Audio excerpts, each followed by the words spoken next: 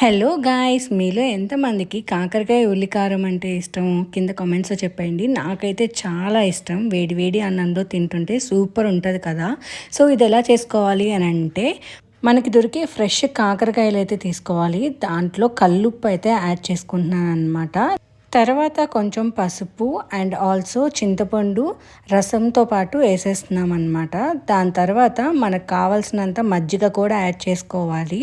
ఈ మజ్జిగ కూడా యాడ్ చేసుకున్న తర్వాత ఉడికించుకున్న తర్వాత మనం కుక్కర్లో నుంచి తీసి 1 డే ఎండబెట్టుకోవాలన్నమాట. తర్వాత ఆయిల్ తీసుకొని మనం ముందుగా పల్లీలు, ఆనియన్స్, కాకరకాయ ఇవన్నీ మొత్తం ఫ్రై చేసుకోవాలి. బాగా నీట్గా ఫ్రై చేసుకోవాలన్నమాట 1 బై 1.